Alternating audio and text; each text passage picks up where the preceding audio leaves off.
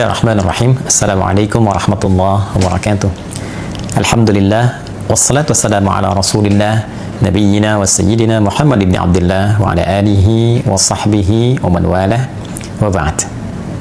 Saudara-saudariku dimanapun kita semua berada, semoga kita selalu dilindungi dan dibahagiakan oleh Allah Subhanahu wa Ta'ala dalam menjalani seluruh aktivitas berkehidupan kita, sehingga insya Allah mampu menghadirkan bekal-bekal terbaik sebelum kita kembali kepada Allah Subhanahu wa Ta'ala.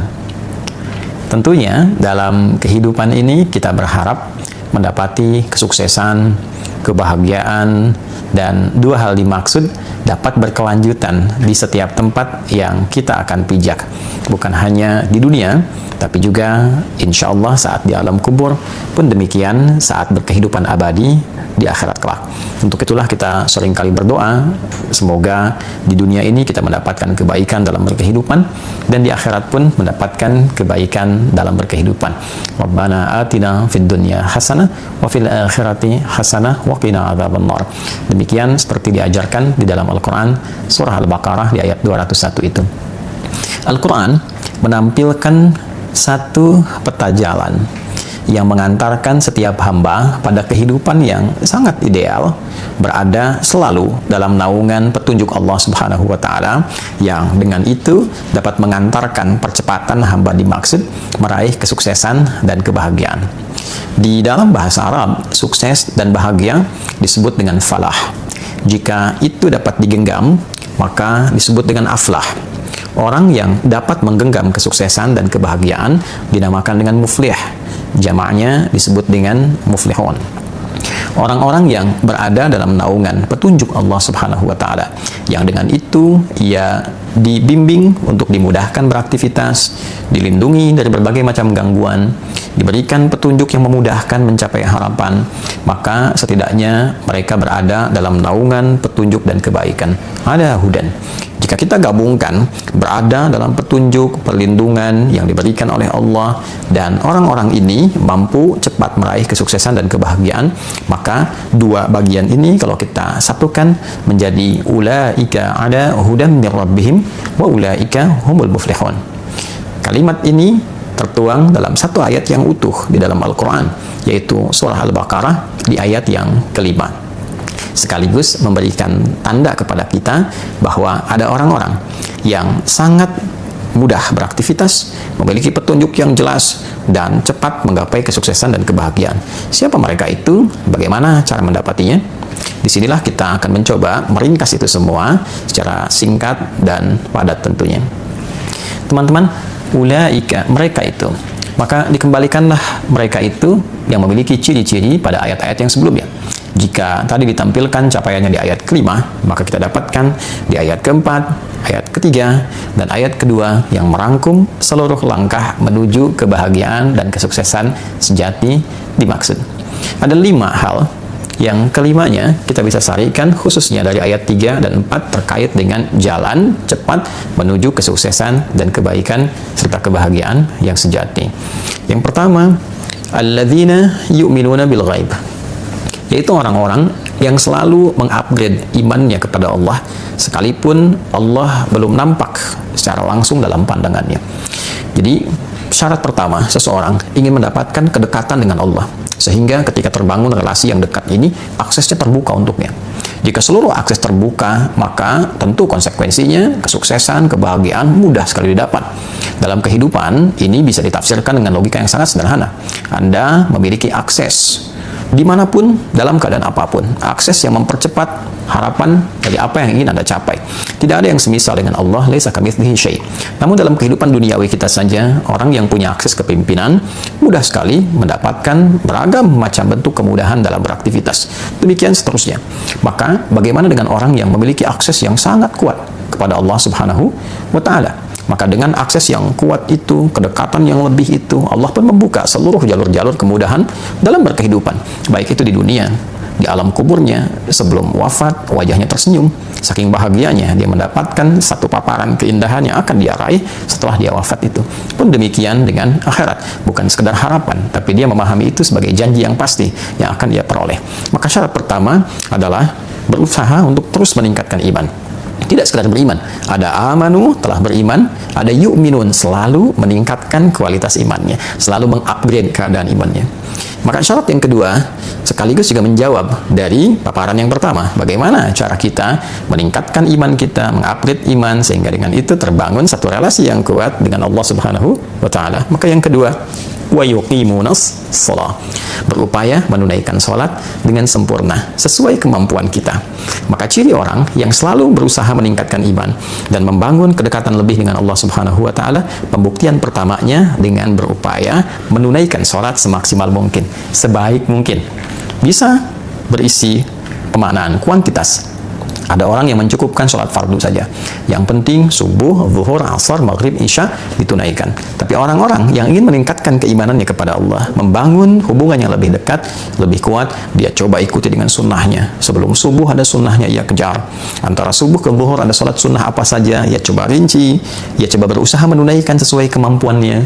Kemudian sebelum zuhur ada sunnah apakah saja, setelah zuhur ada sunnah apa lagi, pun demikian di asar, di maghrib, di isya, di pertengahan malam, sesuai kemampuan ia mengeluarkan tema-tema terkait dengan sholat, waktu-waktu terkait dengan sholat. Maka dia berusaha menunaikan. Berapa rakaat bisa dia tingkatkan. Pasti ada perbedaan. Orang yang sekedar menunaikan sholat fardu dibanding dengan yang menambah meningkatkan dengan sunnah, akan terasa perbedaan pada dirinya. Dan dengan perbedaan itu terasa konektivitas hubungan yang terbangun antara seorang hamba dengan Allah Sang Pencipta pasti juga berbeda. Dan dampaknya akan lain. Orang-orang yang memiliki konektivitas yang baik dengan Allah, melatih pertama kali dengan kuantitas, dengan jumlah, setelah itu akan berpengaruh pada kualitas. Yuqimun bukan sekedar menunaikan, tapi ia merasakan kehusyuan di dalamnya, kenikmatan dalam menunaikan sholat. Maka mulai mencoba memahami mengapa tangannya mengangkat seperti ini, kenapa harus baca Allahu Akbar, apa maknanya Allahu Akbar. Kemudian juga dia berupaya memahami iftitah, berusaha memahami Al-Fatihah, sehingga 3 bagian tubuhnya berfungsi secara maksimal saat menunaikan sholat. Tangannya bergerak, lisannya bicara, organ tubuh bagian luar, kemudian pikirannya menerjemahkan, mulai bagian dalam. Intinya nanti rasa hati yang merasakan. Ketika lisannya bicara Allahu Akbar, pikiran menerjemahkan Allah Maha Besar, hati meresapi. Ya Allah, aku berikrar Engkau yang Maha Besar, Maha Agung. Namun dalam keseharian seringkali aku membawa keagungan, keangkuhan, dan itu menjadi hal yang tidak baik. Lalu diresapi, ditaubati, masuk ke iftitah. Allahumma ba'id baini wa baina khatayaya, ataupun wajah itu dan yang lainnya sebagai bagian dari komitmen untuk memperbaiki diri, menjauhkan dari kekurangan, dari kesalahan, membangun kesolehan dan kebaikan-kebaikan baru. Itu dampaknya sudah sangat luar biasa. Jadi bila itu kita latih akses terbuka, setelah kita mendapatkan akses itu, bagaimana membangun sifat yang ketiga? Wa mimma razaqnahum yunfiqun, adalah orang-orang yang mampu berbagi kebaikan dirinya dengan meningkatkan kemuliaan sosialnya. Jadi ada amalan sosial. Setelah baik secara individu, ya, secara pribadi, ia bagi kebaikan itu secara komunal, secara sosial. Jadi 1, meningkatkan keimanan. 2, melatih itu dengan menunaikan sholat, terkoneksi dengan Allah, dan pancarkan kebaikan personal itu dalam komunitas sosial. Berbagi dengan ilmunya, jika dia punya ilmu. Berbagi dengan materi, jika ia memiliki kelebihan materinya. Berbagi dengan sifat-sifat baik, minimal dengan senyuman. Maka nilai-nilai itu akan mempercepat kebaikan-kebaikan yang mampu ia raih. Kebahagiaan bisa diraih ketika berbagi sifat-sifat kebaikan dengan orang lain, walaupun dengan senyuman yang membahagiakan orang. Basmatuka fi wajhi akhika sedekah, senyummu yang membahagiakan saudaramu itu bagian dari sedekah, dan itu sifat sosial yang baik. Kemudian ada dengan materi, ada dengan pengetahuan. Maka orang-orang yang menerima pembagian-pembagian nilai kebaikan itu dengan aspek nilai kesalehan sosial tadi, tanpa disadari membuka jaringan, membuka perlindungan yang telah Allah buat sistemnya secara alami, sunnatullah fil kawan, sunnah yang Allah letakkan sebagai hukum berkehidupan yang sifatnya universal. Kemudian yang keempat, tentu untuk melakukan itu semua, meningkatkan iman, menunaikan sholat dengan baik, mengoptimalkan sifat sosial, itu mesti ada panduan. Nggak bisa kita mengerjakan sendiri. Maka kembali kepada panduan berkehidupan. Maka turunlah yang keempat, walladzina yu'minuna bima unzila ilaik wa ma unzila min qablik. Maka orang-orang ini berupaya menjadikan Al-Quran sebagai pedoman berkehidupan. Allah menyampaikan dengan sangat terang, sangat jelas bahwa Al-Quran ketika diturunkan fungsinya bukan sekedar untuk dibaca, tapi kurikulum kehidupan yang mengantarkan seluruh keadaan hidup kita menuju kebahagiaan dan kesuksesan sejati. Maka kurang lebih 6.236 ayat, 114 surah, 30 juz itu isinya adalah kurikulum kehidupan. Kita keluarkan tema-tema kehidupan dari ayat-ayat yang sangat indah itu, yang terang dan jelas petunjuknya secara tematik. tema tentang pokok kehidupan, tentang fungsi tubuh kita, bagaimana mata harus melihat, telinga mesti mendengar, lisan berbicara sampai ke ujung kaki, bagaimana panduan dalam menjalani aktivitas hidup sebagai seorang misalnya profesional, dia pebisnis, ada lagi yang di birokrasi, di diplomasi, ada yang mengajar, ada yang berdagang dan sebagainya. Dikeluarkan ayatnya, lalu dilihat detailnya pada petunjuk kehidupan Nabi Sallallahu Alaihi Wasallam dan belajar orang-orang terdahulu ketika menjalankan petunjuk di eranya seperti apa hasilnya. Disempurnakan di era Nabi Muhammad Sallallahu Alaihi Wasallam, diwariskan kurikulumnya sampai sekarang Al-Qur'annya tidak berubah.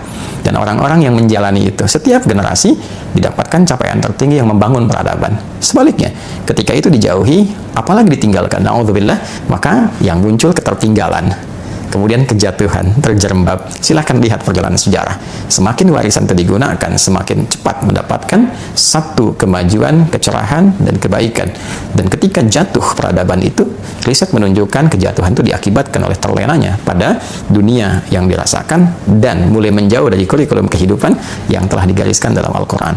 Kemudian yang kelima, yang terakhir adalah wabil akhirati hum yuqinun. Mereka yakin dengan kehidupan akhirat sehingga menjadikan akhirat sebagai proyek yang terpenting dari semua berbagai macam perjalanan hidup yang dilalui. Tentunya akhirat adalah ujung kehidupan kita. Setiap kita berpindah ke satu tempat, kita akan menyiapkan bekal. Ingin liburan ke kota lain saja, kita menyiapkan bekal. Ingin liburan ke negara lain, kita menyiapkan bekal. Tujuannya, saat tiba di tempat itu, kita mendapatkan kehidupan yang memberikan kenyamanan. Pertanyaan akhirnya adalah, di tempat kita terakhir berkehidupan dan tidak ada tempat lagi untuk kita tuju, tidak ada perpindahan lagi, abadi ada di situ, bekal apa yang sudah kita siapkan? Maka orang cerdas adalah orang yang berupaya mencari bekal terbaik di setiap tempat yang akan dia tinggali, sekalipun hanya transit. Dan di antara yang tercerdas itu, ia mengumpulkan bekal paripurna untuk tempat abadinya, dan di tempat itulah dia akan hidup selamanya dan tidak berpindah ruang kembali. 5 ini jika dihadirkan dalam kehidupan kita, maka menghadirkan ayat yang kelima, ulaika, mereka itu yang mampu meningkatkan keimanannya kepada Allah dengan berupaya melatih itu melalui penunaian sholat yang baik, lalu mengoptimalkan nilai-nilai itu dalam konteks kehidupan sosial, menjadikan Al-Quran sebagai panduan hidup, melihat pada praktik di zaman-zaman dulu ketika dipraktikkan dengan nilai kekinian sesuai dengan eranya, lalu menjadikan akhirat sebagai proyek terbaiknya.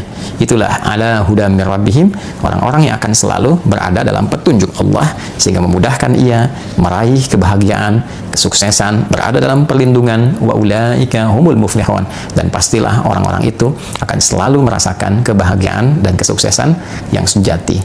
5 hal ini ketika dikerjakan dengan raihan tadi hanya akan mampu dilakukan oleh orang-orang yang disebut dalam Al-Quran sebagai orang-orang bertakwa. Dzalikal kitabu, isi Al-Quran itu yang sangat indah, yang jauh dari gambaran kita, yang punya keagungan yang tinggi, la raiba fi, tidak pernah ada keraguan di dalamnya. Kita mesti yakin, jangan pernah meragukan satu ayat pun, bahkan satu huruf pun di dalam Al-Quran. Maka ketika itu bisa kita yakini dengan optimal, keyakinan itu harus membuat kita mampu untuk menggali pemahaman dalam Al-Quran dan mengoptimalkannya. Maka jadilah ia petunjuk. Siapa yang mampu melakukan itu? Hudal lil muttaqin. Semua kurikulum kebaikan dan petunjuk itu hanya bisa dikerjakan oleh orang-orang yang bertakwa. Maka ketika khatib Jumat mengatakan, mari kita tingkatkan takwa. Ketika dalam pengajian dibuka dengan peningkatan takwa, sejatinya takwa itu mengantarkan kita pada kebahagiaan dan kesuksesan yang sejati. Wa may yattaqillaha yaj'al lahu makhraja wa yarzuqhu min haitsu la yahtasib. Siapapun yang mampu meningkatkan takwa, maka ia berpeluang mendapatkan beragam solusi dari berbagai macam persoalan kehidupan yang dihadapi, bahkan rezeki pun boleh jadi akan mengalir kepadanya dari sisi yang tidak dia duga. Wattaqullaha la'allakum tuflihun. Tingkatkanlah takwa kalian kepada Allah, maka kalian akan cenderung mendapati kesuksesan dan kebahagiaan yang sejati. Wattaqullaha wa yu'allimukumullah. Tingkatkanlah takwa kalian kepada Allah, dan Allah akan berkenan mengajarkan pada kalian pengetahuan-pengetahuan yang baru. Takwa ada pada pengetahuan, takwa ada pada kebahagiaan, takwa adalah solusi berkehidupan. Pertanyaannya, siapa di antara kita yang mengaku sebagai insan beriman? Terlebih menyimak video ini yang berupaya memotivasi dirinya untuk meningkatkan takwanya kepada Allah dan mendapati janji Allah sebagai sesuatu yang pasti untuk diraih. Semoga berkenan. Maafkan saya, Adi Hidayat. Assalamualaikum warahmatullahi wabarakatuh.